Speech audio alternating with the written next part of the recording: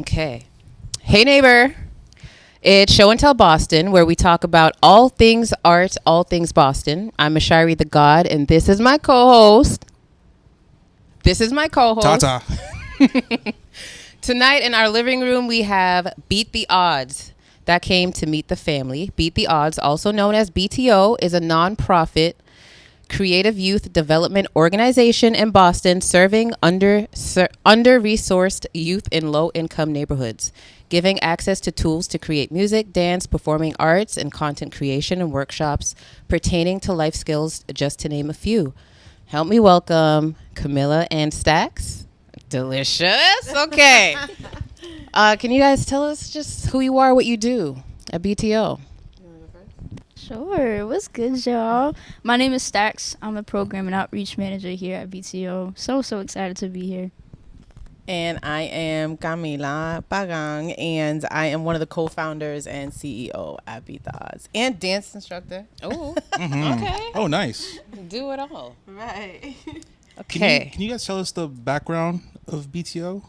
Yeah. Okay. So I grew up in Roxbury, in Mission Hill, and when I was like, I don't know, like maybe like 19, 20, I met Gio and in a studio. So I danced, sang my whole life, and then I was like singing in studios, and I met Gio, who is also one of the co-founders, and he had a best friend, Louis, and basically what happened is, we stayed friends. They were in the whole movement.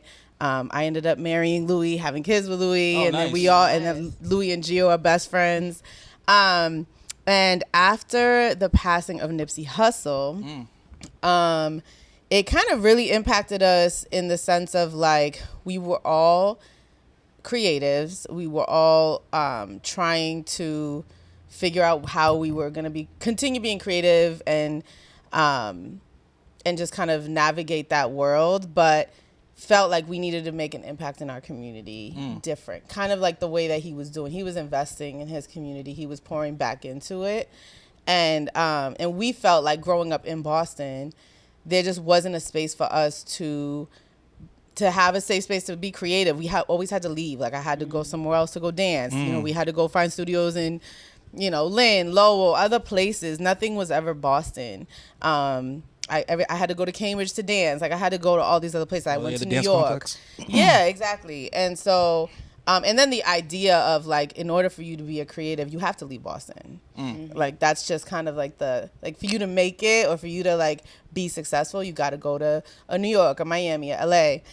So we were like, why don't we create a space here in Boston where we are, where we're basically giving them the tools that they need as creatives. So like a dope studio space, and the skills, like what is artist development, what is music production, what is dance, but then also tapping into life skills and just mental health and how that affects us. So also I think a part of it was how mental health and lack of of mental health awareness for us is also a part of the reason why probably we didn't take certain steps to keep going. 100%. You know what I'm saying? So like those insecurities, those things that maybe we don't really realize how they affect us later in life, but if you tap into it and you're self-aware at a younger age, it can help you like as you get older.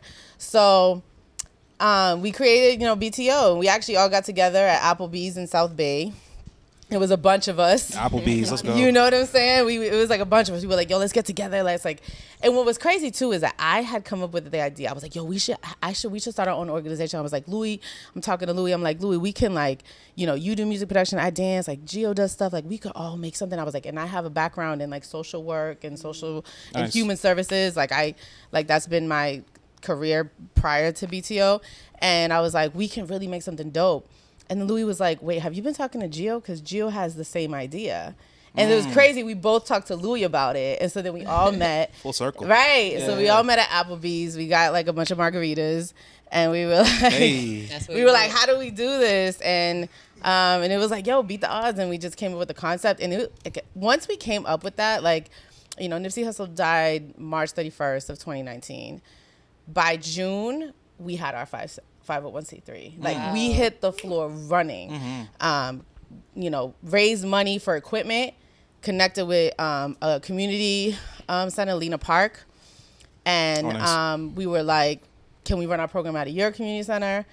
And we were just, it's on all a volunteer basis. Like, let's just get the equipment and do it. We raised $15,000, bought the stuff that we needed to get, and then we did it. And then we just grew from there. And then the pandemic hit, though. Damn. That kind of messed us up. But we kept going. And, like, I feel like, I think the passion that we have to, like, just build something big for Boston is just like what drives that. You know? That's so inspirational. Thank Oh my you. God. Fun fact, I used to be a dancer too. Oh, Yeah. I used to do flips. He be It's twerking. Yeah, okay, I did a little bit of hey, that's fire. Yo, but once a dancer, always a dancer. Yeah, you know. He still got it. You know? Exactly. You gonna demonstrate? Right. No. But I'll post a link of some old stuff. I'm Yeah. gonna hold you to that. I got you. But Stacks, how did you find yourself, in Beat the Odds and doing all this stuff too? Yeah, so I went to Berkeley. I'm originally from Boston, born and raised, and I started off as an artist. Thought I was gonna do that for the rest of my life, but I applied to Berkeley, knowing that it's like one of the world's most renowned music institutions, right? And once I switched over to the business side, I had like a very divine moment in college where I found myself, as one does, and I realized that I wanted to do more of like the behind the scenes work. And I thought I was going to go to LA, to be honest. Like, this was not in the plan for me to still be in Boston doing what I'm doing. And that's because, I love Berkeley. I'm incredibly grateful for that whole journey. Shout out to Berkeley City Music for even allowing me to be in that space. Like, I wouldn't have gone and gotten a degree if it weren't for them. But I just never heard about Boston. Like, no class. We have a bunch of events where we'll, like, bring down panelists and executives, and it was always people from LA and New York and Atlanta. So I never saw any type of Boston representation. I didn't hear from anybody that if you wanted to pursue a career in music that you could do it in Boston. So by the time I graduated, I was asking everybody else, yo, what's your plan next? Everybody was leaving. Yeah. So I was like, dang. Well, if everyone's leaving, who's staying? And why is nobody staying? And, like, that kept going in my mind over and over again. And so it kind of inspired me to, like, figure out what the problem was. And I realized that there were so many misconceptions about the city.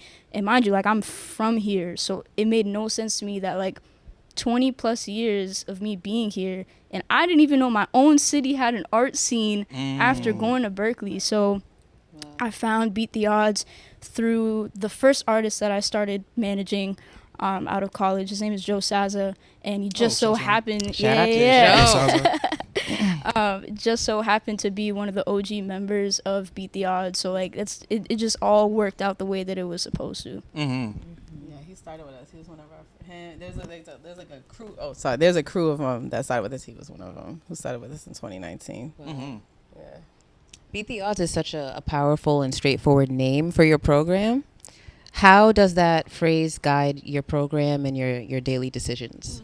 Yes. I think it's every day. It's like we're beating all the odds, right? So, and we actually did this thing. I want to say maybe 2 summers ago where we also took odds. And actually, shout out to Ben. He's one of the co-founders. He turned it into an acronym of only doing dope shit. And so this idea, and it kind of goes deep of like Boston has no black and brown people. Boston is such a white city. Yes. And then everyone who is black and brown in Boston almost feels unseen completely, right? Yeah. And so and so it's almost like we stay in our place. Like we're staying in Roxbury, we stay in Dorchester, we stay in these areas, and then people who come and visit Boston don't ever touch those areas, don't ever see that, right? And then again, like the odds are stacked. How many kids that grow up in Roxbury, to your point, just never experience Boston like a someone who's coming in and visiting or experiencing other parts of Boston. Like I was actually saying I've never been on a duck tour. I've never Really? No, like like there are things that we just haven't done. Yeah. And I must've been on, like, think 10 times. right, and then just the lack of resources that are given to our kids, or just the idea that they can run and own this city too, right? Yeah. And so beating the odds is like the odds are stacked up, but then turning that odds and being like, nah, odd is like something different. We're different. We're creatives. We think differently. That makes us odd, but we're fucking dope. You know what I'm saying? Right. And we have light inside of us, and we have fire inside of us. And sometimes young people just need someone to believe in that fire for it to ignite. And I think that's like the piece that we aim to do in like each of our kids that we work with is like, because like you can see it, like sometimes you can see it in their eyes, but they can't even see it. And if you just believe in them like a little bit, it starts, you can see it, like whatever, like lack of self-esteem or bad words that people have said to them, or things that have, you know, caused them to have low self-esteem in their life, you can see it kind of crumble away and them start building confidence. Like I've literally seen that with so many of our kids. So that's what, for me, that's what I think, like every day we're beating the odds. Every day we're trying to show like our kids deserve all the same things and more of like what has been given to them. And I would also say that like, I would say that also that we are constantly trying to also say that like hip hop is alive, and this idea that hip hop is bad, something that we've always like experienced in kind of, well, since we started the nonprofit, is that like people are like, oh, your music program. Oh, so do you do like instruments? Oh, so do you do like classical? Like, what do you do? And it's like when we're saying we're hip hop based, it's almost like hip hop is so frowned upon.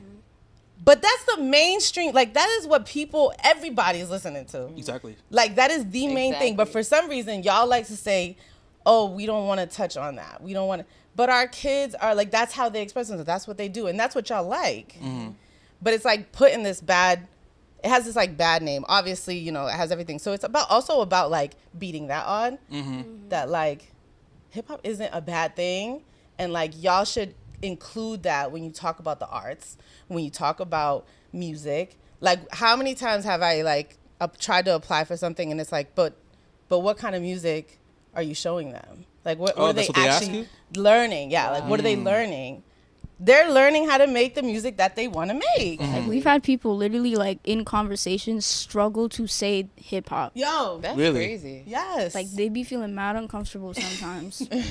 So it's also that, like beating that Stigma. That stigma of like hip hop heals, hip hop is dope, hip hop you feel it in your bones. Like that's why all of y'all like it. That's why y'all bite it. That's why you got all the culture vultures. Right. But then you mad when kids in the city want to make it. Yeah. Like it's, you know, so yeah. You're empowering the youth, and it sounds like they're scared of that. right, Yeah. exactly. Can I ask about the programs, like the program itself? Are there cohorts? What's the age ranges that you're working with? Yeah, so we serve ages 14 to 24, 25. And yeah, I was like, so we do like a school year program, and then we do a summer program. And then a lot of times we have the same, like the kid, if they were there during the school year, they'll come back in the summer. But then we also get a lot more kids in the summer, because a lot of kids sometimes they do sports and stuff, and during, so it doesn't allow them to do two things. But yeah, I mean, one of the biggest thing I would say, we serve about 35 to 40 per cohort. And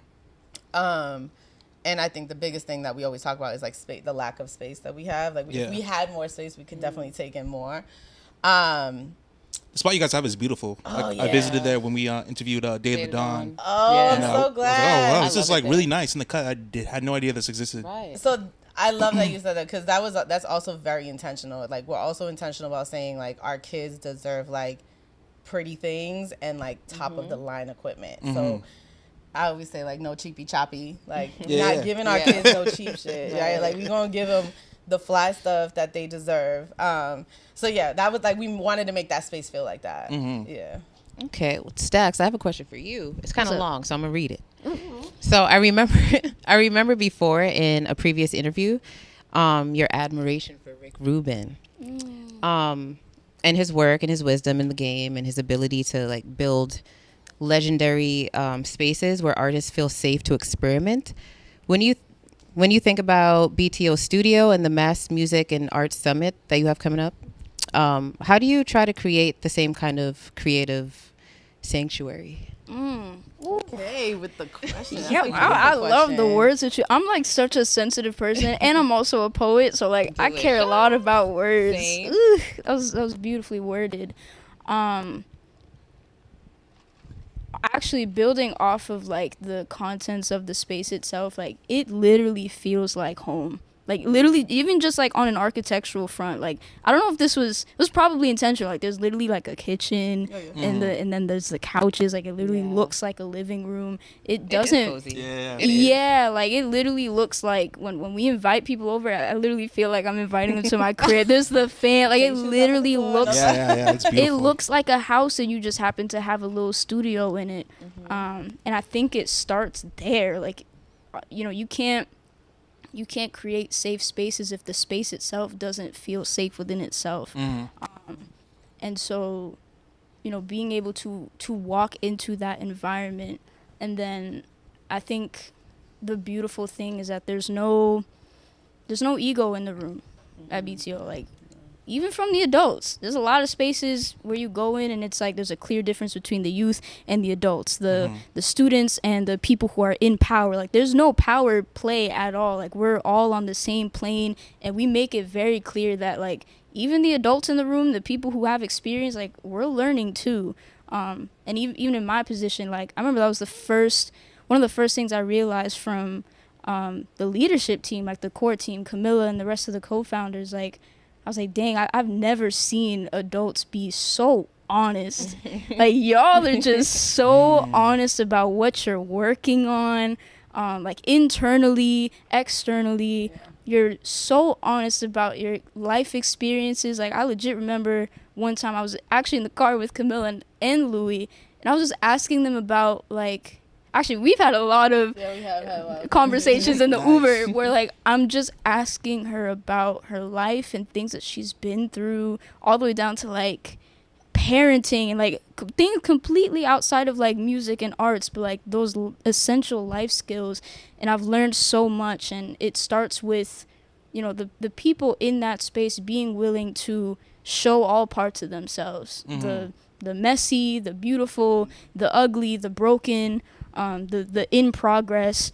And because from like a leadership standpoint, we all come into that space with that mindset, it allows the youth to feel like, oh, like I can come into the space exactly as I am, even if I'm all types of messed up right now. Like we've had youth literally come into that space during programming, even though they're not feeling straight and it has not been a good day, but they know, like, I can come in here even if I hadn't had a good day. I can come in here even if I'm not okay. And that's the whole point, to create those spaces where you're not expected to just, you know, do the programming and finish your assignment. Like, it's okay if you have things going on. Like, you're accepted as a whole person in that space.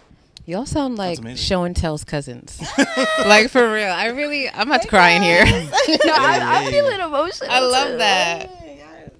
Could I ask, you guys as artists, and then kind of being the nonprofit and authority figure in the art scene, like, what have you learned about Boston's, like, creative scene and, like, the infrastructure in, like, in the area? Yes. Okay, so I feel like, so I'm 40.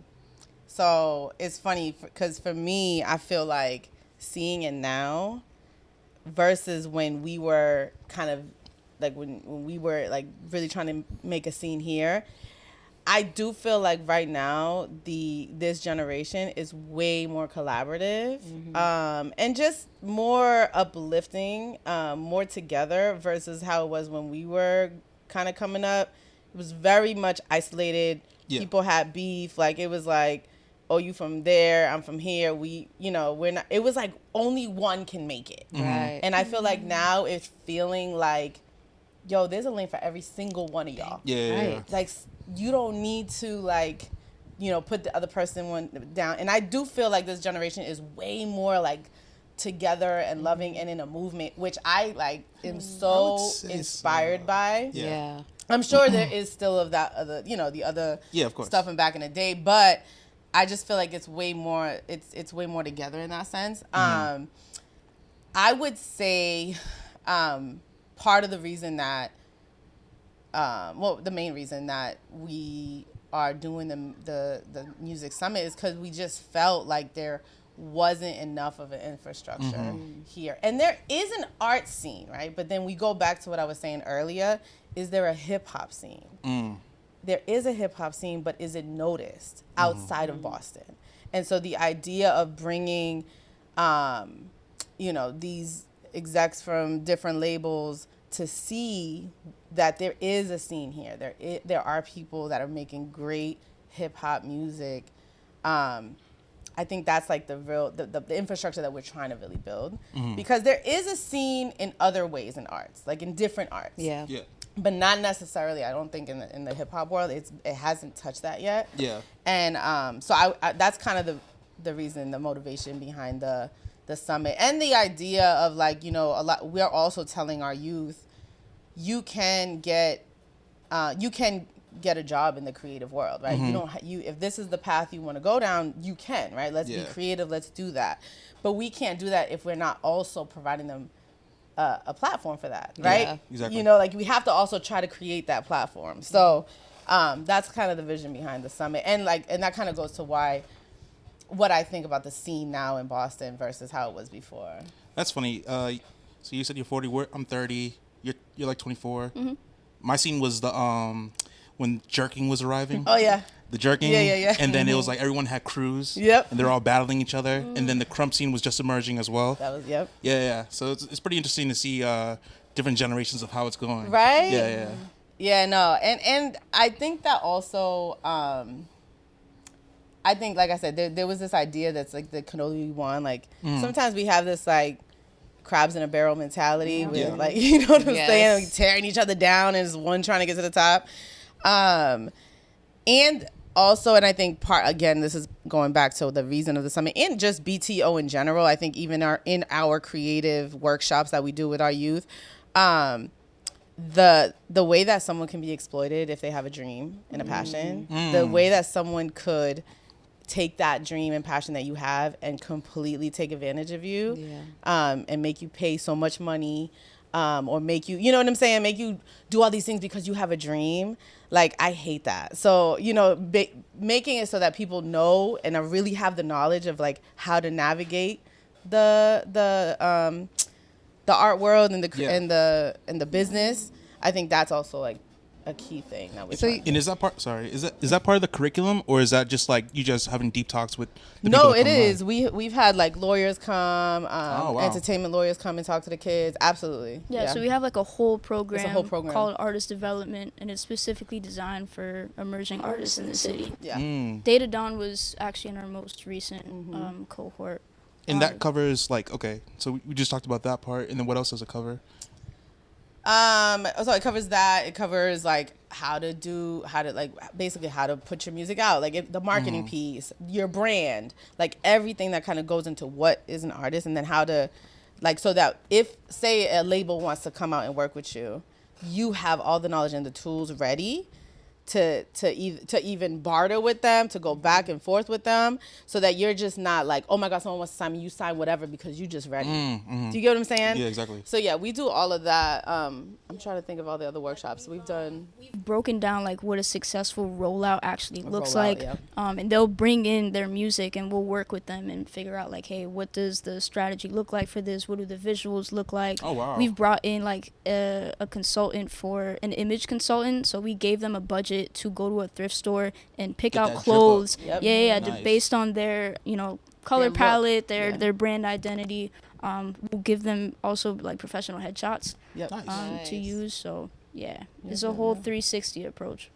And then they have access to like a Geo. Sorry, they'll have access to like a Geo or a Louis. Like Geo does videography. Nice. So he's really great at doing the videos, and then Louis is like he's the creative director for BTO, and he's also really great with graphic designs and stuff like that. So if our kids need help like making a video, like we helped like a few of our kids make music videos and flyers and all of that. Oh, hell yeah. So they'll have access to them to to do that as well. Yeah, there's this really cool like mentorship component to where like we'll have other artists who are youth leaders kind of guiding them and being there to help them through that process. Shout out to Key and Christian. They were our youth leaders this past cohort. Oh, nice. But like we'll have some days it's just a conversation about common frustrations that independent artists have. We've had lengthy conversations about just what it means to be an artist today and the struggle of being from a city of like Boston, and like sometimes it's not even about the business stuff. It's just having a space where you can bring those thoughts with other artists who are trying to like go for the same thing and like, you know, build that kind of trust. So we've been like skimming over the summit that's coming up. I really want to like dig into that right now.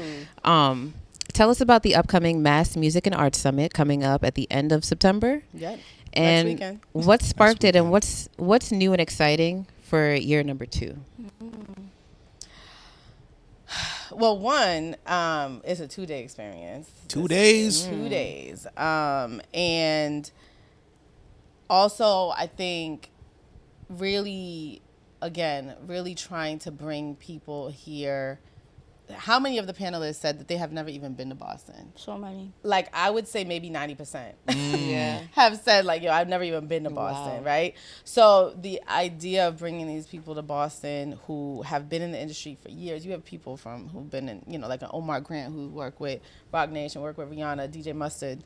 And, you know, he's going to come here and he's going to really tap in with these, you know, these creatives here in Boston and let them know kind of the business side of things and all of that. You know, like that piece is so powerful. And I think what was beautiful last year is that our, like the panelists were there and people just felt like they could have genuine conversations with them. It didn't feel like, oh, we're here to watch them and we're just going to watch them and oh my God, like this is, you know. Was that like a highlight? It was, but it was also just like, it was just so like the energy was just so flowing. Like they were like we went over so many times because the panelists wanted to keep asking. The panelists engaged with them. They stayed. They took pictures. Like it was very much like it didn't feel like us and them. Right? Yeah. It felt like this is a group, right? And I think this year is gonna be that on another level. It's gonna be 2 days. We also have our artist development artists from BTO kind of performing throughout the day, which is going to be fire. What else? I don't know. There's just like, it's at the A-Loft. Yeah, it's 11 a.m. to 7 p.m. If you haven't gotten your tickets yet by the time this drops. It's Saturday and Sunday, the 27th and the 28th. And coming in at, you know, I think doors open at 11:30. Definitely get your tickets. Yeah. I don't know what I'm missing. So tell me about the panelists, the lineup that you guys got, and like the conversation that they're gonna have with everyone, and like what you seek to really do with that. Yeah. So it's a stacked lineup. Yes. We thought last year was good. Last year was amazing. Last year was incredible, but this year, you know, we had La Russell last year, Riggs Morales from Def Jam, Jesse Terrero, a whole bunch of iconic people. Yep. And then this year is just like, I don't know how we just. I know. But, you know, we have 2 keynotes. We have Brian Z, co-founder of Audio Mac. Nice. Omar Grant, former co-president of Rock Nation and just overall veteran A&R. He's worked with Rihanna, Kelly Rowland, whole bunch of folks. We in there. Yeah. And so those conversations are going to be, I'd say overall, like, all of the panels are designed to help independent artists. Give those resources, give those tools, and give the insight that's often gatekept. Like there's a lot of parts of this industry from like we have a panel that specifically dives into music distribution and the power of having like a really great partnership with music distribution. There's another panel that's about the relationship between DSPs, digital streaming platforms, and and labels and A&R. So like we're bringing in a lot of institutional knowledge, like people, Michael from Spotify, senior artist relations manager at United Masters, like these folks who are in these positions to make powerful decisions, and bringing in a lot of that insight that usually doesn't get talked about. It's really hard to find that kind of information, even on a TikTok. Like, getting, the whole point is to, I think the goal by the end of the summit is like, are you walking away as an artist or as a creative with an actionable item, like something that you can take from that day to then go on and make your next move. So yeah, that's really the goal, and we're really excited about this year. Another panel that's like focus on creative entrepreneurship. It's sponsored by Chase. It's called Chase the Bag. And we have, vice president of Sprayground. Like it's not just, we don't just have music people. We have people in the fashion space, people who in general just understand what it means to hustle across a number of different sectors. Wow. So who would you say definitely needs to get a ticket? Like if you're talking about your demographic, independent artists in Boston, fashion designers, who else would definitely want to be there? I would say anyone who's an entrepreneur. Anybody, like I was actually talking about this the other day. If you say you're I don't know, a lash technician, and you're trying to have your own business, and you want to create a page, and or a nail technician, like whatever. That's a whole art, right? That's a whole creative art. There's so much to learn about that, and how to build your brand, and how to market yourself, and how to do those things. I would say anybody who's in that also like could benefit so much from being in those spaces. So I would say anybody who's an entrepreneur, anyone who's a creative, and just wants to meet others, network with others. Even like last year, what I thought was so dope, like you had so many people meeting new people within Boston that they were like, oh, we can work on this together. Oh, like I make music, you make beats, let's do something. Oh, you make music videos. Like we really being able to network and find crews, find different people who do different things. That you need a makeup artist, you need a fashion designer, you need you know what I'm saying, all those things. And so all those people should be in that room. Makes sense to me. And what's the night designed? What was it looking like? So I know there's panels probably in the main room, and like what's going on throughout the whole night?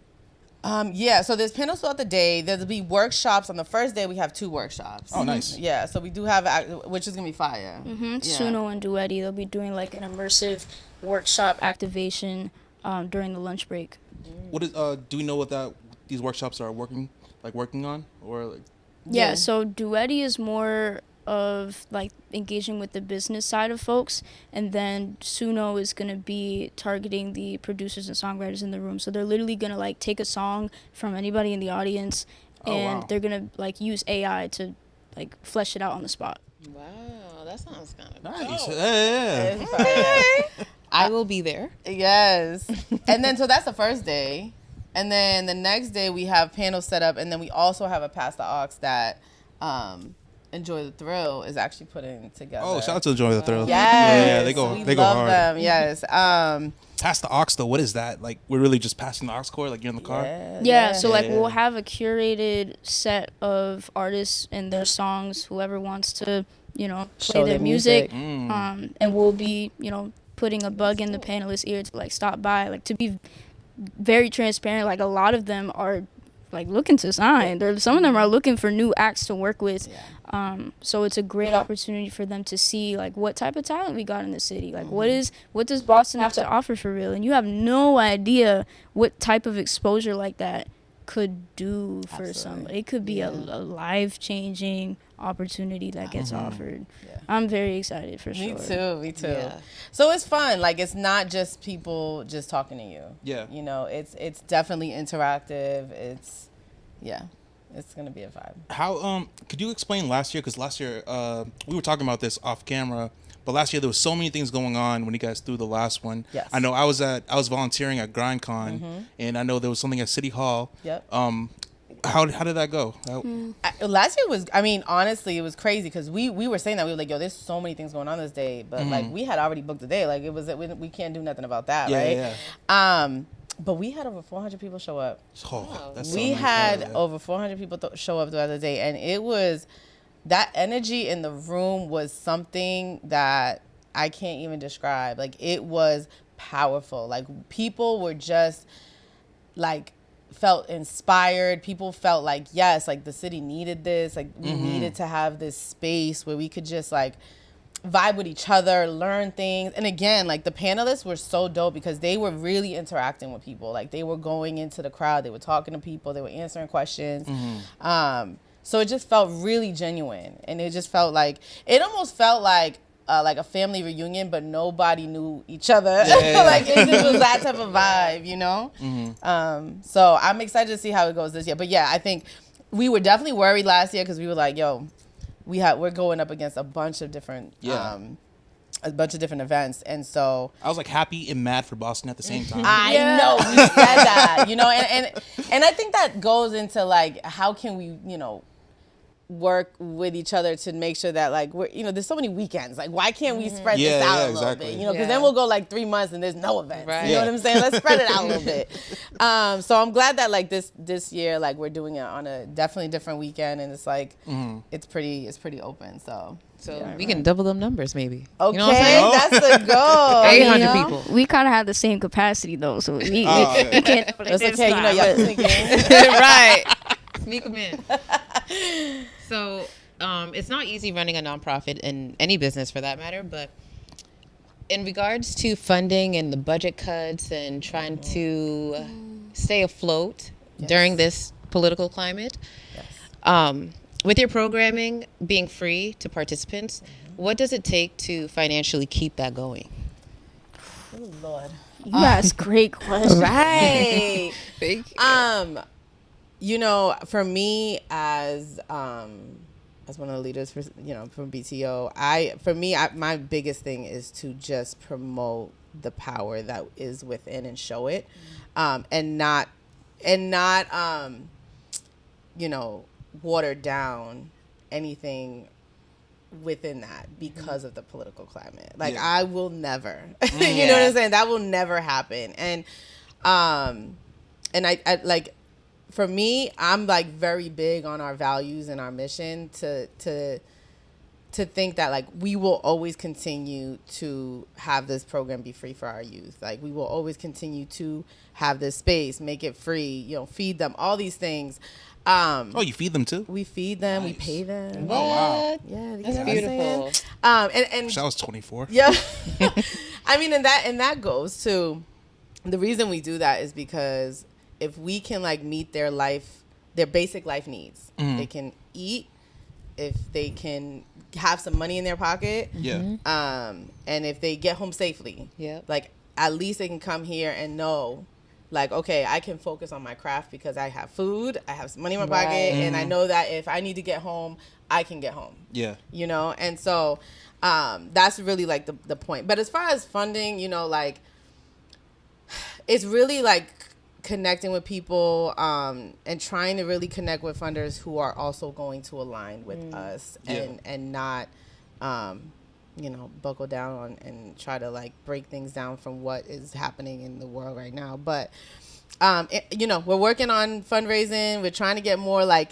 individual donors. You know, we do good with grants, you know, and that's been the city of Boston. Shout out to the city of Boston. Like, they really do support us in different offices. You know, we get money from the Office of Black Male Advancement, from youth engagement, youth development fund. So they really do support us. But yeah, we would love to we want to try to see how we can tap into more individual donors. How can we tap into that? How can we grow? So it's really about building those partnerships and being in different spaces. I think I did see a picture on Instagram of like a big check. Was it with Wendy?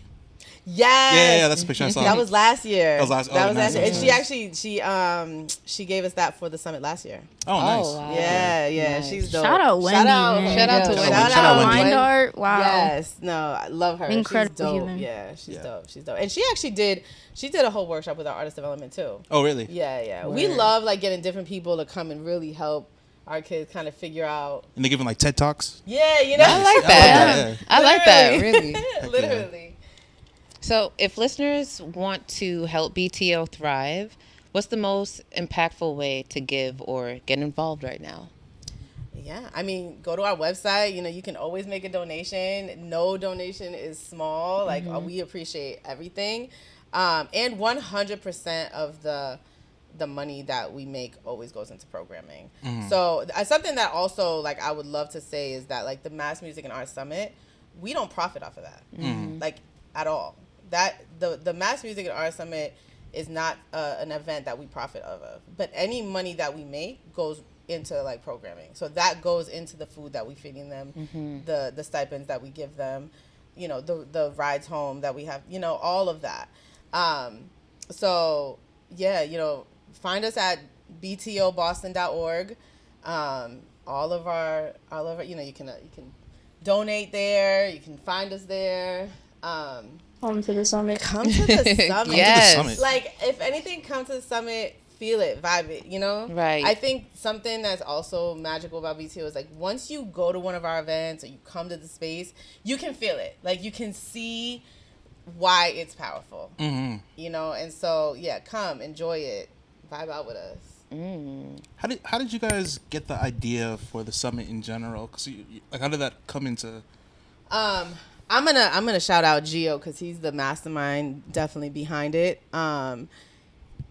Him, you know, he was an artist. He was really, you know, making music in the scene, doing all of that, and that was the biggest thing for him. Was like, when we created BTO, was like, yo, we need to create an infrastructure here. Like, we need to do something. I want, like, his like whole mission, even for himself, is like to give our youth, well, I'm talking about our youth, but like the Mass Summit is for everybody, but to give them that opportunity that he never had of being able to, like, grow here on that level, because there was no place here. That, you know, and for him it was like he had to, you know, he would go to ATL, or he would go to Florida, he would go to New York to, like, have certain meetings, but, like, that could never happen here. And so for him, it's like, how can I build that here for them? And that's, like, for him, I know for him, like, that's kind of what his legacy will be, because he's creating that, you know. So shout out to Gio. He's the mastermind behind the summit for sure. And I fully believe in that, because we can't tell our kids that, yes, you can be whatever you want, but then at 24 be like, psych, Yeah. you got nothing else here. Right. You know what I'm saying? Like, we can't do that. So yeah. Yeah, I feel like he also understood the power of conferences specifically, or just any event space where you bring down people who have the power to make decisions. Right. He had somebody in his circle who went to a conference in New York, and, like, he got put on and literally saw him go from 0 to 100. So, like, when, you know, to your point, like, a lot of these executives don't even come to Boston to begin with. What other opportunity would there be for these, like, crazy power players to be 2 steps away from you? Like, right in front of your face. People from Complex, like, it's just so unheard of, and it literally puts them in your proximity, and you can actually, like, go up to these people, and, like, they're human beings. Like, they're not just these, like fantasies, or, like, the dream that you have. Like, it's making it closer so that it doesn't feel so far away. Right. That literally goes to show that a dream is not too far. It's really right there. not. It's really not. Especially in this day and age, like, if you're an artist, even if, let's say, the summit wasn't even here, like, social media and technology has opened the floodgates, and everyone has access. I mean, we're grateful that, you know, some of these panelists literally was like, how can I get involved with this? How can I be a panelist? How can I? I love people that. were hitting us up. It was fire. I was like, oh, this is dope. Like, they had heard about it. We even had one panelist who was like, Shout out to VAR, bro. shout out. No, we had one panelist who I forgot who it was, but we were on a call, and he was like, I'm constantly going to Miami, New York. I know all these places. He's like, I want something new. Like, I want to see something new. I want to feel a different energy. And I'm like, this is gonna be it. Boston. You about to see it. You know what I'm saying? So I'm excited about it. The summit is gonna be so fire. We got these dope tote bags. So, like, not only that, like, the ticket is not just like a ticket for the thing. Like, we got these dope tote bags, and in the tote bag you get gifts, Like it's not. Hey. And again, we don't do no cheapy choppy. No cheapy choppy. We don't do no cheapy choppy. No cheapy choppy. Okay, like you don't just get like it's not like we just like get your ticket and you get nothing. Yeah. Nah, like you gonna leave. We leaving with something. Yeah. You know what I'm saying? So yeah, it's gonna be fire. It's a surprise though. We can't let them know what it is though. No. You Yeah. gotta get the ticket. But it's no cheapy choppy. It's Get no the cheapy. ticket. We don't do no cheapy choppies. Never the get your ticket. ticket. Get your ticket. Question though. So we talked about what you guys. Well, did I ask you about what you love about Boston and the art scene? But I was gonna ask you too. What do you hate about it? So what do you want to love and hate? What do you love about it? What do you hate about it? It's a good one. I don't hold any hate in my heart, so I'm gonna have to change that to Strongly dislike. Dislike. Just a little bit of hate. I think what I love most. I think what I love most. I don't think people understand. Like, there's just about every type of genre up in this joint. Like, Yeah. there's, of course, there's a huge hip hop scene, but there's also like a rock There's a whole rock scene scene. in Alston, and Absolutely. then there's like a whole country moment in like the Fenway area. There's mad country bars. Yeah, shout I've out to my cousin. seen. He's the rock rebuilder. Oh, nice. Okay. Yeah, he had a whole band.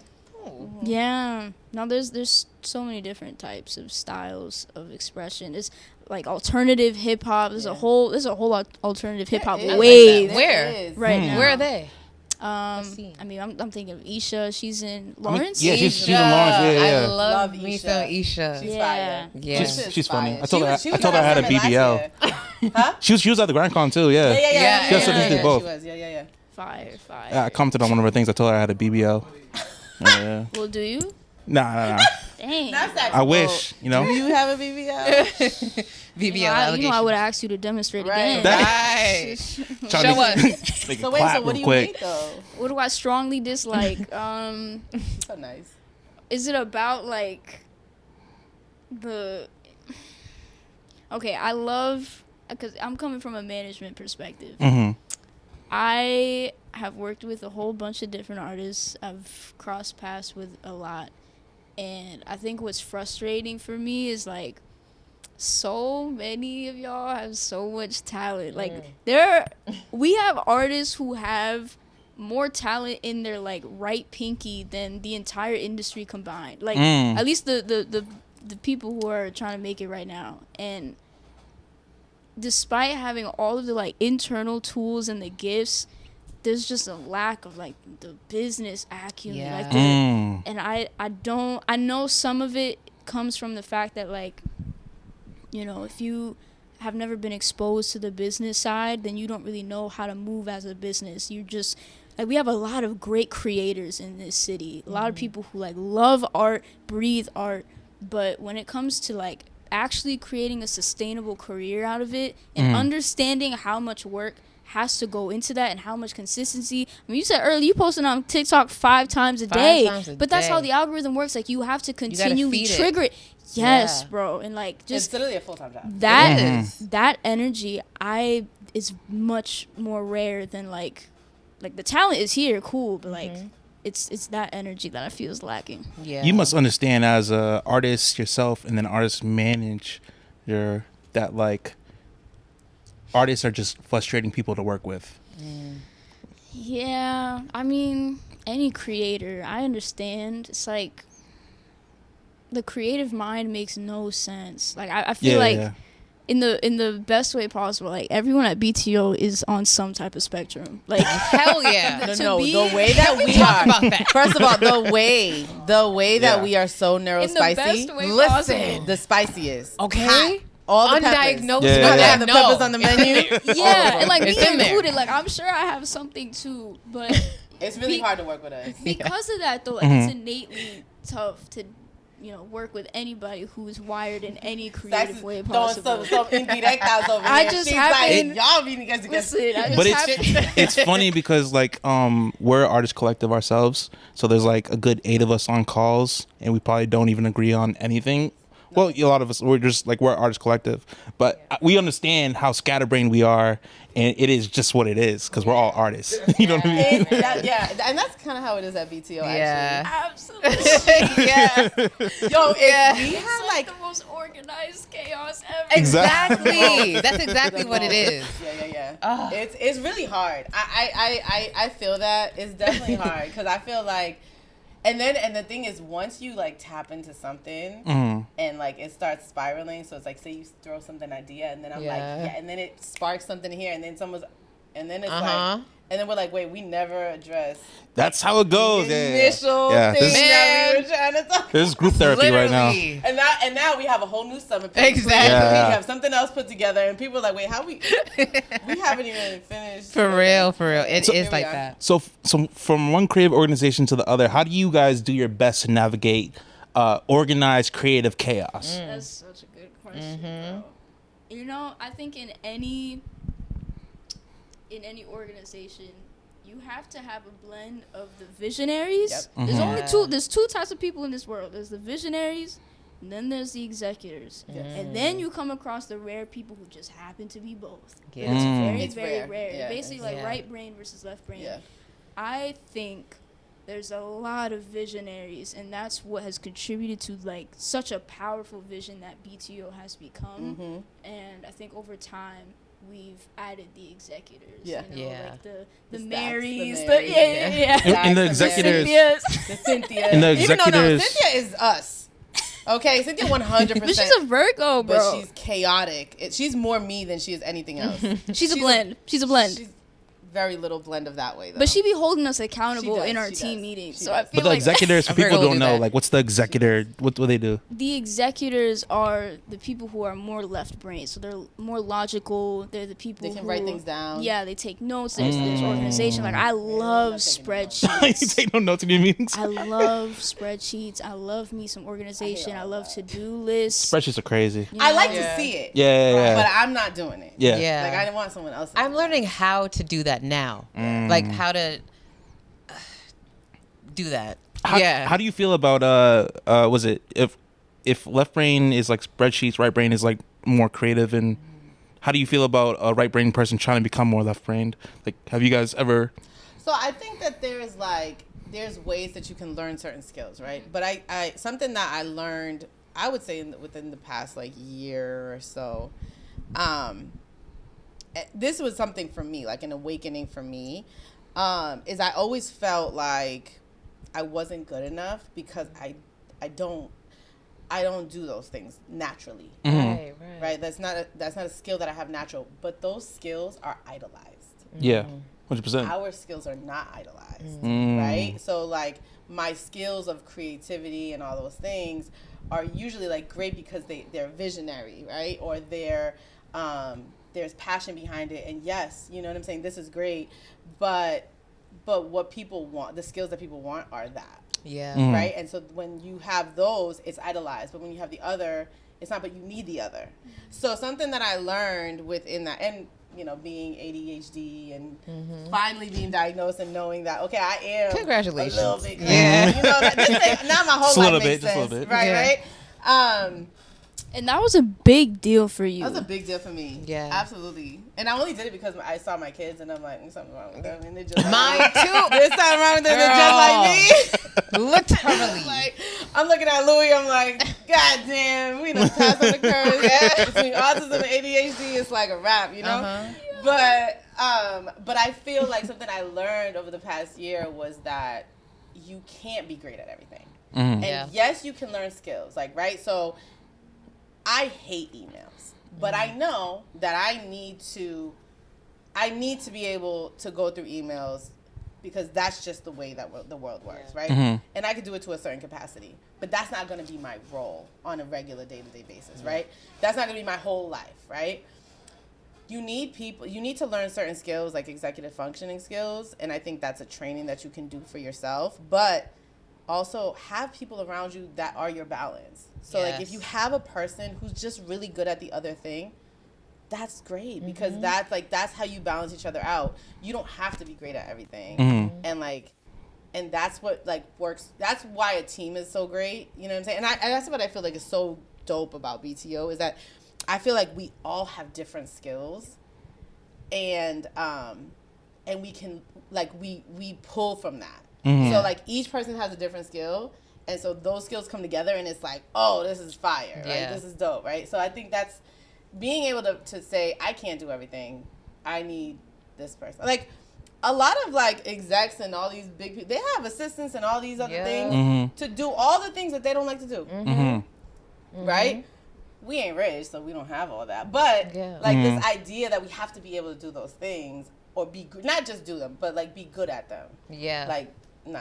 Yeah, I want to highlight, too, like, being just an executor, like, that isn't always a flex. Even though the skills are there, it's like there are people who struggle to envision, and that blows my mind. There are people who struggle to be creative. Yeah. And that's I think if I had to choose one, I would much rather be a visionary. I'm not gonna lie. I worked in a warehouse before, and the amount of like people who have like no, well, they I wouldn't say they had no creativity, but like their creative like thing was like it wasn't their flex. Right. But like and also too the job like kind of didn't really want you to be creative. Like I got in trouble for like drawing.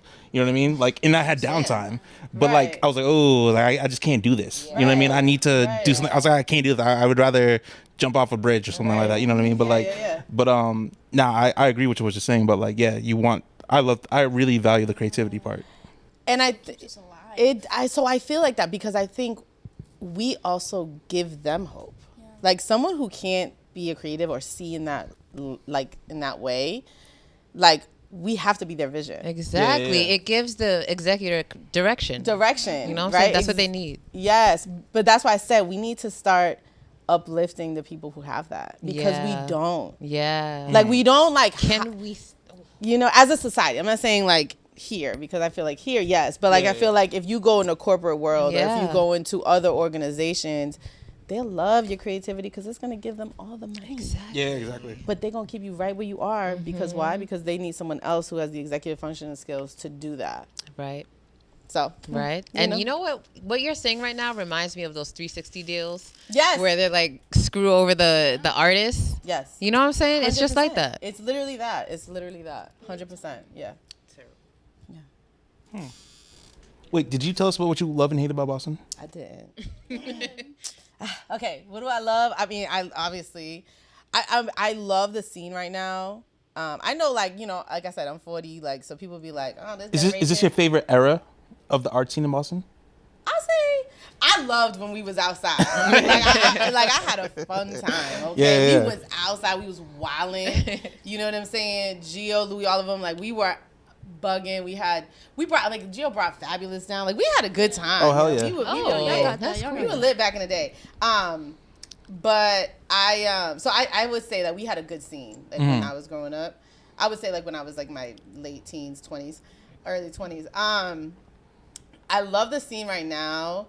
And I love like seeing, I don't know, I just love seeing them like make their music and just like have so much fun. I feel like we used to worry so much about like what other people thought, and I feel like this generation doesn't think so much about it. Yeah, that's true. Yeah, they do what the fuck they want. That. They dress however the fuck they want. Yep. Like we were so worried about like wearing Adidas shoes and a Nike shirt. Like God forbid, you know, like it was like stuff like that. I did that today. What were the hairstyles? Did people have Gumbies? No, I think that was my era. I can't stand you. The hairstyles from back in the day. What is that? Oh man, you didn't grow up with a Gumby. Gumby was like, but it's like a afro, but it's like the slanted afro. It's almost kind of it's like a slanted high top. Like Bishop kind of has that right now. Yeah. It's a slanted high top. Yeah. Days. I used to have a crush on a boy with a Gumby. With a Gumby? Yup. I said, ooh. Who that with a Gumby? So I would say I love this era, but I think I loved my era. I will say as far as who's more lit, your era or this era right now? I think ours was. Y'all were in the club. We were, and you know what? At the time, Boston, the clubs were 18 plus. Oh, okay. So I had no idea. We were outside. Damn. Outside. And people wanted to be outside. Right. I feel like now, I don't know what it is. I think what it's COVID social did. media. Oh, for sure. I think it's that. Yeah, people wanted to be outside. People were outside. Now we're Right. living People through are others now. on social media. Yeah. So I do think that, but I do like the scene now. But I'll obviously I'll say ours, right? But something I love right now is just again seeing them, hearing their music, being them authentic, their authentic self, and how they're all different. Like we have so many different artists who like just sound different. Yeah. I love it. What I hate. I hate raggedy motherfuckers who take advantage of artists. Oh, like, yeah, you know exactly. What I'm saying? Yeah, I yeah. hate people who are going to like sell someone a fake dream. Like I don't. If you do that, if you're someone who sees that we have like somebody has a talent or someone has a dream, and you're using that to benefit yourself, like you're trash, whack. 1,000%. Basura. You know, that's what I would say I don't like, and I think that still happens sometimes. You know what I'm saying? But yeah. But I like how your mission and like the organization's mission is to combat that. You know what I mean? Yes. And that's why you should come to the summit. Hello. Yeah. That also leads me to a question that I really want to like get into. So you spoke on earlier how a lot of the youth that have been served by BTO and that have been a part of BTO return as youth leaders or mentors. The program builds leadership and community connection, and you serve 100% high school graduation is that Yes, true? 100 of our youth graduate from high school. Yeah. They're among the senior cohort. Yes. Oh, that's beautiful. Give it up for that virtually. Okay, thank you. Yeah. Yes. So what transformations have you witnessed in young people who come through your doors, musically, personally, or both? Oh Lord. Oh man. I have seen some kids come in with literally no voice. Won't speak in a circle. Because we do like a check-in, you know what I'm saying? So we check in with everybody goes around the circle. Won't talk, really, barely say their name. You can't even hear them. Those introverts. Super introverts. And again, like speaking of like neurospicy, we have a lot of kids who are on it. And the what I love about BTO is that like it doesn't matter. Like I just feel like we're such a welcoming space. It doesn't matter if you're like on the spectrum, if you have ADD, whatever. It's like it's okay. Like when no one's judging anybody for that. And I've seen kids like that, like literally find their voice and be able to speak in spaces. I've worked with youth who have gone through like horrible things, and completely lose hope, and then find it. Yeah. And then overcome and then smile again. That's so powerful. You know what I'm saying? It's like, oh my God. Like when I see that, I'm like, that's why we're here. You know what I'm saying? Because sometimes it's as simple as like just saying like, hey, just saying hi, right? Like say like a kid, I actually did this today to somebody, like haven't heard from this person for a minute, just wondering how they're doing. And I reached out just to say hi. And just to say, like, I'm thinking about them. Yeah. Because sometimes just that. Yeah, that matters. It matters. It does. You know what I'm saying? And, like, I mean, we're in suicide prevention, awareness month. And, like, I think we don't talk enough about how, like, people isolate themselves and they go through so much within themselves. And even if they know they can reach out to you. Yeah. They're, how many times have we heard people say, I don't want to burden you. Yeah, when they're burden. You know what I'm saying? Yeah. Right. So like being able to just dealing with their mind and they're like their own worst enemy. Exactly. Yeah. So if I'm just like, hey, just checking in and seeing how you're doing, that might just be the door that needs to be open, or like just the little like hand that I'm reaching out, And even if they don't respond, like they know that eventually if they do, like I'm never gonna feel some type of way.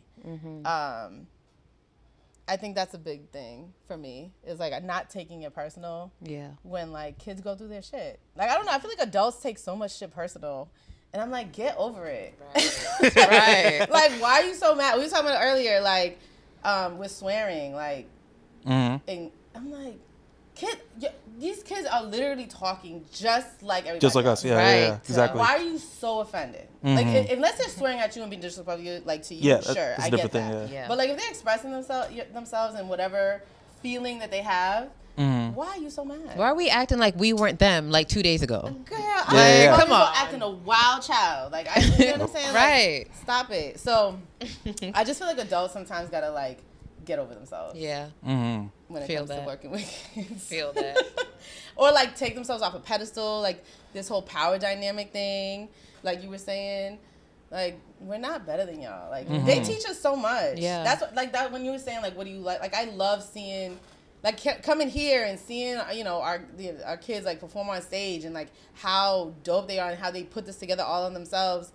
Like, that's so inspiring for us. You know what I'm saying? So. And, Stacks, I had probably 2 questions for you. But, like, what have you learned about being, like, a mentor to these students? So I graduated from college just last year. Nice. I have to like continually remind myself. Congrats. Thank you. Big congrats. Berkeley. Yeah, you know, and like, it is very weird to be in this position. Like, literally my role, like, I'm in a management role, and I think when I first started, I started off as a youth leader, but I didn't fully think I was qualified to, like, take as much space as I'm taking right now. You gotta believe in yourself. Yeah, but, like, it was an experience thing. Like, I expected, you know, after college, like, you know, I'm new to this. I'm new to adulting. Like, it's going to take me some time to get to that point, and to be qualified where I could mentor somebody. And we've seen that with other youth leaders. We've had other youth leaders come in and not feel qualified to be a mentor because they're also in development. And, like, it's been beautiful through working with BTO to realize, like, again, just as much as the adult, we're all learning. I was gonna say, I'm in development. Yeah, always.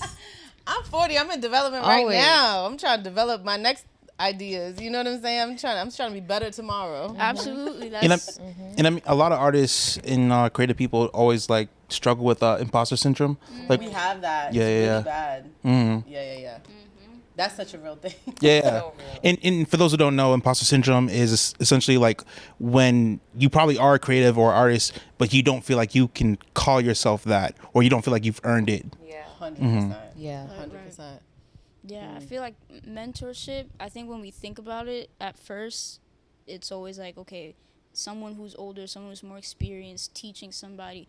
I think a lot of the times mentorship, actually most of the time, mentorship doesn't look like that at BTO. And it shouldn't be one-sided where you're just passing down, it's just a one-way street. Like, mentorship also just looks like confiding in each other and just being there. Yeah. And when, you know, when our youth have something to express or they want to just relieve certain emotions, like, just being there to receive that and being another brain to bounce ideas off of, being someone to console, someone to provide hope and inspiration. Like, that's mentorship too. Yeah. And I would say, like, the mentorship goes both ways, because just like, you know, I could be a mentor to somebody, I feel like they're our mentors, because without them, I don't have any ideas of what I want to do next with BTO. Like, they are mentoring me in what the next program looks like and what the next, you know what I'm saying? Like, so you develop the vision. Exactly. Like, their words or what they want, like, if I keep my ears open and I listen, that's the mentorship that I need, right? To be able to go out and find the money to get them what they need. You know what I'm saying? So, like, it goes both ways. And just learning, you know, as a parent, like, seeing the youth and being like, okay, I'm learning what to, like, make sure I'm not doing with my kids. Yeah. You know, Are they little? I have a 13-year-old and I have an 8-year-old. You know, just like, and I, you know, they've been with us. They come to BTO. They're there all the time, you know. But also, like, just seeing what is either happening or not happening at home with a lot of our kids. I'm like, okay, I'm learning, because obviously I have to break a cycle that was in my family, right? Yeah. If I was raising my kids just like I was raised, it'd be a whole nother thing, right? So that's a constant struggle. Yeah. But, like, I learned that because I see them or how it affects them. You know, I was actually, I did like a little talking streak on TikTok. I felt compelled to say something yesterday about the whole, the artist David and the girl. Oh, we were just talking about that. Damn. Yo, Man. I really liked it. If guilty was a person. that shit had me, so I went to, like, a rabbit hole of, like, all of it, right? And before BTO, I worked at a domestic violence organization. So I've worked in domestic violence work for like 15 years. And something that like just while I was like seeing this, I was like, yo, we don't talk enough to our kids about how to be self-aware. Yeah. Like it's like this idea of like just blocking them from like I'm gonna take away your phone and you're not gonna have social media. You're not gonna ever see that person again. You're not going outside for 3 weeks. Like all these like control ways like that, you know, that our parents, like my mom, you know, they do that because they're like, we don't want you to go outside because we don't want you to get hurt. It comes from a good place. I get that. Right. But it's not gonna work because they're gonna find a way. They will find a way. Especially now with social media, they're gonna log in somewhere else. At school. Yeah. Right. And instead of doing that, like we just have to teach them how to be self-aware. Like we gotta teach them to love themselves and have confidence. Because the thing is, like people who are abusive, they see the insecurities, they see the vulnerability, the impressionable. How impressionable someone is, you know what I'm saying? Like if you're seeking validity, exactly. And so it's like if we like pour that knowledge into them, like talk to them, you know, I know you're gonna probably go online and someone's gonna talk to you like, if you're excited, that's fine. But like if they are asking for more things, like when you have that gut feeling, follow that gut feeling. You know, like self-awareness is something that they need to really tap into. And I feel like a lot of times we don't talk about that. Yeah. And we do it as a reactive thing, like way later. Like when someone has been like completely hurt in many ways, or in this situation ends up dead. Like, you know what I'm saying? So like I feel like we got to talk about that, like with our young people, like be self-aware. It's so true. And that's actually, I have a 17-year-old, well, I have 13 and 17-year-old, and I definitely try to do that with them. And every time I teach them that, and then they follow their gut, they're like, I'm glad I did that because I felt that. You knew that, Yeah, you felt it. But we don't know that, like, because I was talking, and the reason I was saying that was because when I talked about it, so many, like, I was seeing so many things, people saying, like, that's why my kids don't go nowhere. The second question I have for you, Stacks, too, is because we were talking about how you got into the art scene and you felt like you got into it a little bit late. And Boston does have a scene. What made how did you, one, like, feel like it kind of went under the radar? And then two, how did you kind of like get into it? And then like someone else who's like looking to get involved, you know, how would they go about kind of like finding the art scene for themselves? Yeah, great question. I think it was my fault. Like it wasn't that the scene fell under the radar. It was just like it wasn't my fault. Let me not take ownership of that. I just literally didn't have anybody around me putting me on. Like I was in this bubble in college, and I call it the Christopher Columbus effect. Like you know, thinking that something doesn't exist just because you haven't found it yet. And That's deep. That's deep. Man, there's a lot of people even within Boston who feel like that. Like they'll speak on. Remember there was like a networking event I went to. And like everybody was like, yeah, there's no events in Boston. And I'm like, there's so many. Especially now. And especially this summer's been crazy. I'm not gonna lie. It's been insane, and especially the college market. A lot of students come here and they think all these things about what the city is, that there's no black and brown people, there's no art scene, there's no culture, and it's like, dang, like. And I was there at one point, but now being on the other side, it's like, if only you knew, like if only. I think it's just blatant ignorance with these colleges and with other folks within the city who think that there's not something bubbling here. Like we gotta, I don't know what if it's social media, like you gotta. I was gonna say, how do we combat actually, it? Like, but is it like making more physical flyers and then posting it in actual colleges, like feet on the ground, stamping them? I think so. I think there needs to be a better merge between like the actual city of Boston and then the colleges. Because it's like, it's not like, if you know, you know. Yeah. Like, so we've had a few like open mics where we have some kids from different colleges, whether it's Berkeley, UMass, Suffolk. Like we've had, you know, and they come and they're like, oh my God. Like they love it because they're like, this is what we've been looking for. They didn't even know this like existed outside of their campus, right? And sorry to cut you off, but I was gonna say, we've been throwing some open mics, and like we've noticed that there is a high demand for open mics. Like people really gravitate towards that. But I want. No, I love that. I love that. Let us know so we can say less. So we're working on the next one right now. But yeah, no, I think that, but I think also it is it's deep rooted in Boston. Like that segregation is deep rooted in Boston. And the colleges have always just stayed there. You know what I'm saying? And then like we over here. Like I grew up in Mission Hill, and you know Northeastern, Emerson, not Emerson, Wentworth. Yeah, that whole area Yeah. took over the whole hood. You know what I'm saying? At one point, well now, but it was always like, oh, these people are coming, but it's like they try to keep it very separate. You know what I'm saying? And so I think we got to be a little more intentional. Like if we're having events, go to the colleges, put up flyers, do those things. Absolutely, 100%. Yeah. I'm lucky to have like that institutional connection with Berkeley and like with these other colleges because even with the summit, like we have student ambassadors. So Oh, hell yeah. shout out to the whole team. Like they're absolutely incredible. I believe a lot of them are superstars in the making on the business side. And like we literally just have students from these different colleges who are like there to champion the event. You know, we give them access to the event as well and make sure that like they have an equal opportunity to network. But it starts there. Like they're included in the event. They're coming into our space. We had a few from Berkeley come in today, and like they same reaction every time. Like, dang, I didn't know that this was here. I would have never known about this side of Boston. And I'll say too, like I think before.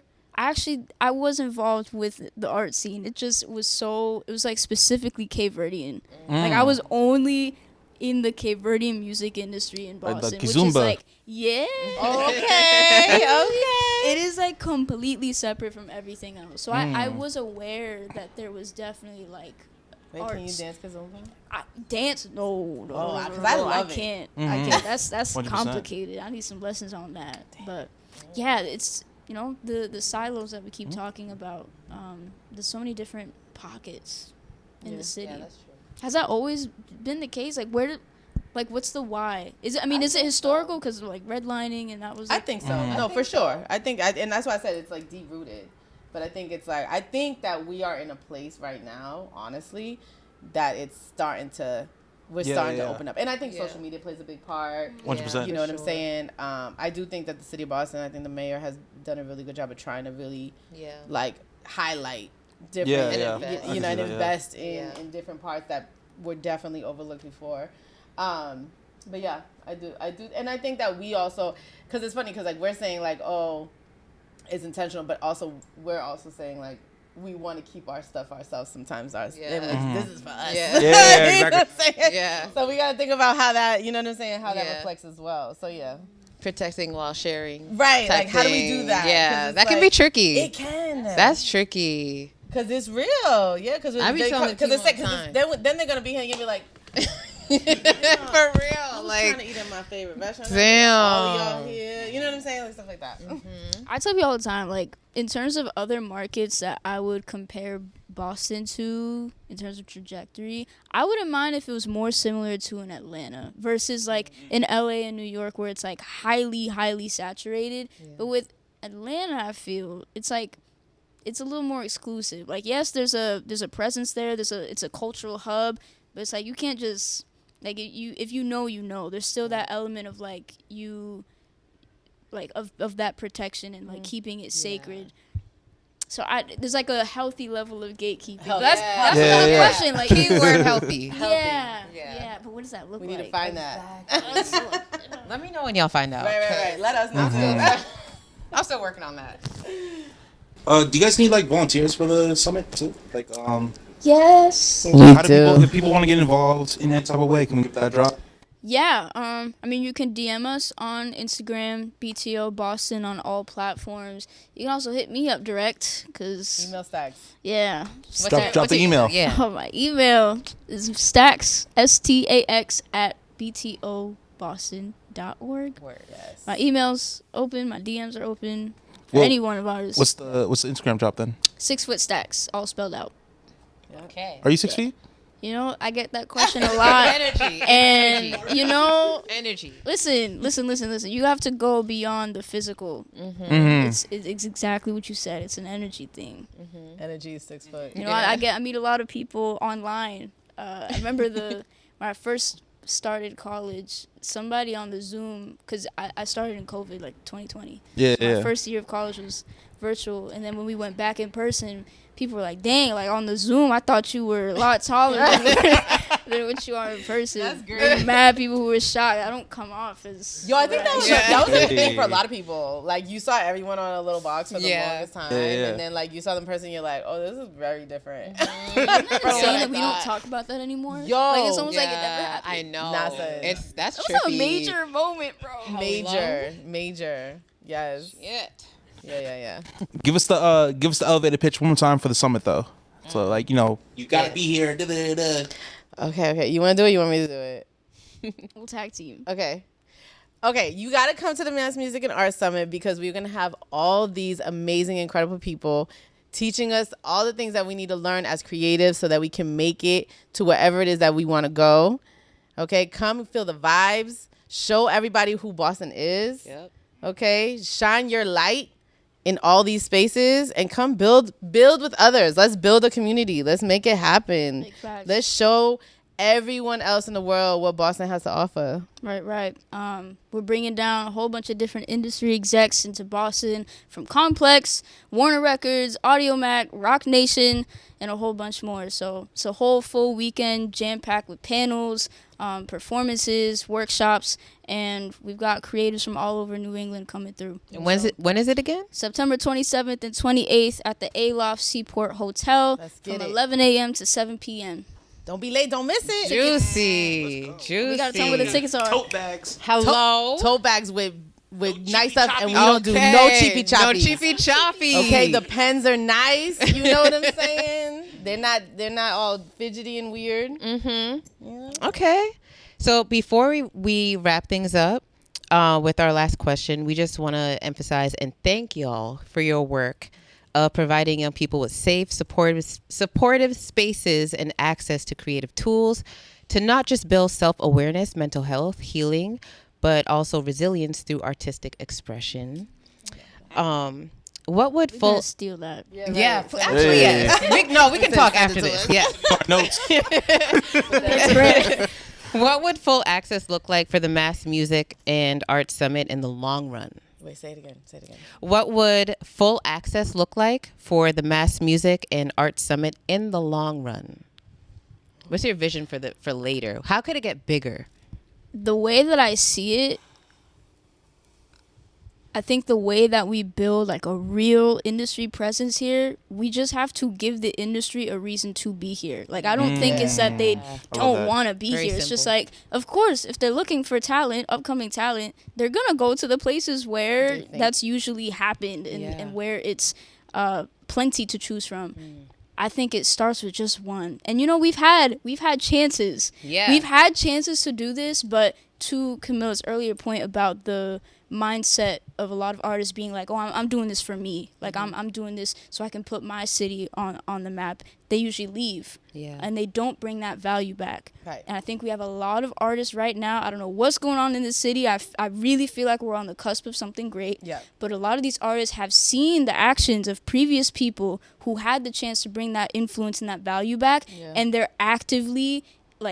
actively don't want to do that. Like, they're so aware of what it looks like to not be community oriented that's all they want. Like, we hear all, especially BTO folks, like they understand the power of a village and they love Boston. Like, it's not something that they want to leave. Like, they want to make it work here. And so I think if we can connect the industry to talent here, and for me, in my eyes, it looks like a direct pipeline to where, you know, artists don't necessarily have to leave the city if they want to, you know, get a record deal or whatever that looks like elevating their career. And it looks like us being able to facilitate those relationships rather than it feeling like you're shooting in the dark and trying to send these emails and send these pitches and you're not getting any responses. Like, the great thing with the summit is, like, we have all these relationships. Like, literally last year, we had a panelist say, like, hey, moving forward, I'm in your corner. Whatever type of support y'all need, let me know. And that's a game changing. So the moment that we have any creative, whether it's on the business side, maybe they're looking for an internship, we can easily just call up these people and be like, hey, like, we have somebody who's ready for you. And we can, that's how you change people's lives. And I'm not gonna lie, that's really do what I love about this generation. That's really going out there is that like they are like kind of Boston oriented. Yeah. You know what I mean? Like yeah. 100%. You know what I mean? 100%. They are. Where we were like super divided in like the past generations. Like this Yeah. one is like, oh, let me put my niggas on. You know what I mean? Like I fuck with that shit. Yeah. 100%. Yeah. And I think like the idea also like for the future of, to your point, people looking forward to the summit to like not here, but like the industry looking forward to our summit. Yeah. And coming to Boston and seeing what's here, kind of to like what would be in ATL, what would be in LA or New York. Like, yo, I can't wait to go see what Boston is doing. Like, because literally last year for the summit, one of our panelists was like, yo, if we had a summit like this in New York, it would be insane. Insane. And I'm like, yeah, but it's in Boston, Right? Like let's make, you know what I'm saying? Let's have that. Let's like set that standard, Right. And then have people all over New England be like, yo, we got to go to the summit in Boston. Yeah. You know what I'm saying? I think that's a goal. Yeah. You know what I'm saying? For sure. Yeah, I think if it can become, when it becomes, let's say it. when it becomes a tourist attraction, a bunch of people come to Boston for Celtics games and TD Garden and all these other things, Boston Marathon, like, we really want this and see this becoming another tourist attraction. 100%. Giving people another reason to come to the city that has nothing to do with sports or education or healthcare. Yeah. But something that's Yeah. for music and arts. Yeah. Because the scene is rich. It's Very rich. much. It's rich. Teamwork is rich. Community Okay. is rich. Let's say All of it. it. We're wealthy as hell. We're so wealthy. Actually. Wealthy Okay. and Okay. healthy. And And healthy. Yes. Okay. Don't sleep. Okay. Yes. All right. So, what we like to do, since y'all are now officially a part of the family, Cousins. you know what I'm saying? We That's cousins it. now. We cousins. That's it. So, now that we're wrapping up, we're going to look at this camera and Okay. we're going to say, come meet the family on 3. Okay. So, let's squeeze in. Let's squeeze in. 1, 2, 3. Come meet the family. And that's a wrap. Hey.